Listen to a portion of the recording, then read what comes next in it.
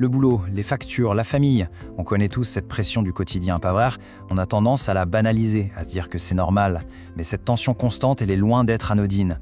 En fait, elle pourrait bien être l'ennemi silencieux de notre organe le plus précieux, notre cœur. Aujourd'hui, on va décortiquer ensemble ce lien, un lien qu'on sous-estime bien trop souvent. C'est une question qu'on prend rarement le temps de se poser. On se dit « c'est la vie, il faut bien faire avec ». Mais concrètement, qu'est-ce qui se passe à l'intérieur de notre corps quand cette pression ne redescend jamais? Et si cette petite musique de fond permanente cachait en réalité un risque bien plus grand pour notre santé? C'est ce qu'on va voir. Pour bien comprendre l'enjeu, il faut d'abord mettre un nom et un visage sur notre adversaire.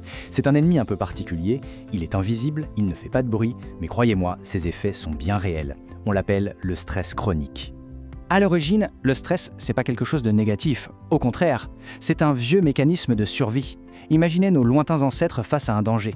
En une fraction de seconde, le corps se met en mode alerte maximale pour se préparer soit à combattre, soit à prendre ses jambes à son cou. C'est une réaction super puissante conçue pour être brève et intense. Et c'est là que toute la différence se joue. Il y a le stress aigu, celui d'avant un examen ou une prise de parole, qui peut nous donner un vrai coup de fouet.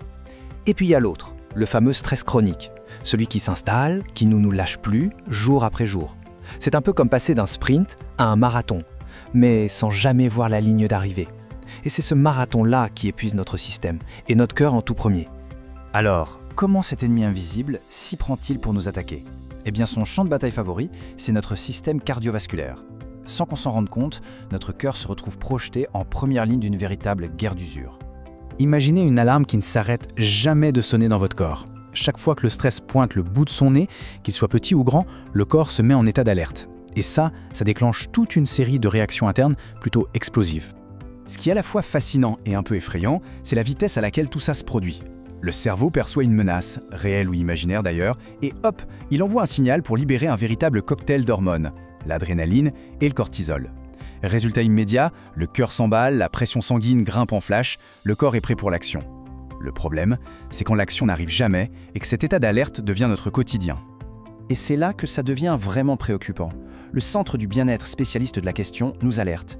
Ce mécanisme, si utile pour notre survie à court terme, devient carrément destructeur quand il est activé en permanence.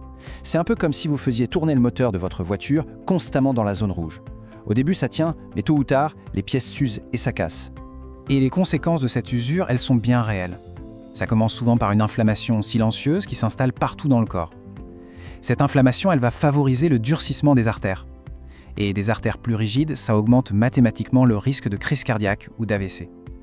En gros, le stress chronique jette de l'huile sur le feu de problèmes comme l'hypertension ou le cholestérol. Mais l'attaque n'est pas seulement physiologique, directe.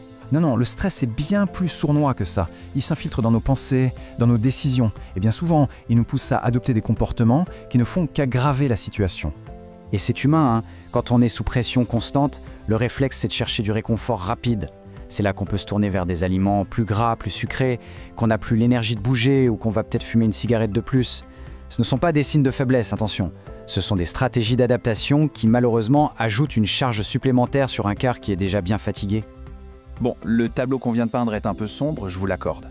Mais, et c'est un grand mais, l'histoire ne s'arrête pas là, bien au contraire. Car une fois qu'on a identifié l'ennemi et qu'on a compris ses tactiques, eh bien, on peut organiser la contre-attaque. Il est tout à fait possible de reprendre le contrôle. Et la super bonne nouvelle, c'est que cette situation n'est absolument pas une fatalité. La contre-attaque ne demande pas d'être un super-héros. Elle repose sur une série d'actions concrètes, accessibles à tous. La clé, c'est de passer du mode « je subis » au mode « j'agis ». On peut devenir proactif pour protéger son cœur. Concrètement, on met quoi dans cette boîte à outils? D'abord, l'activité physique. C'est peut-être l'arme la plus puissante parce qu'elle permet de littéralement brûler ces fameuses hormones du stress. Ensuite, il y a les techniques de relaxation comme la méditation ou le yoga qui sont un peu comme un interrupteur pour désactiver le mode alerte permanente. Et bien sûr, on n'oublie pas les fondamentaux, un bon sommeil, s'entourer de ses proches et essayer de mieux s'organiser pour faire baisser la pression. En fait, quand on prend un peu de recul, on voit que tout est lié. Un mode de vie sain, ce n'est pas juste une question de bien-être, c'est un véritable bouclier pour notre cœur. Bien manger, bouger, éviter le tabac, ces trois piliers se renforcent les uns les autres pour construire une défense vraiment solide contre les assauts du stress. Et parfois, on a beau essayer, on a l'impression de tourner en rond, que le stress est trop ancré. Dans ces cas-là, il ne faut surtout pas hésiter à chercher un coup de main professionnel. La thérapie cognitivo-comportementale, la TCC, c'est une approche super efficace. L'idée, ce n'est pas de faire disparaître le stress, ça, c'est impossible. C'est plutôt d'apprendre à changer notre regard sur lui et à désamorcer les pensées et les réactions automatiques qui nous font du mal. Voilà, on arrive au bout de cette analyse. Finalement, la vraie question, ce n'est pas comment vivre sans stress, mais plutôt comment mieux vivre avec lui. Il ne s'agit pas de tout révolutionner du jour au lendemain, loin de là. L'important, c'est de faire un premier pas, même un tout petit. Alors, en regardant tout ça, je vous pose la question, quelle serait la toute première habitude, la plus simple, que vous pourriez mettre en place dès aujourd'hui pour commencer à protéger votre cœur ?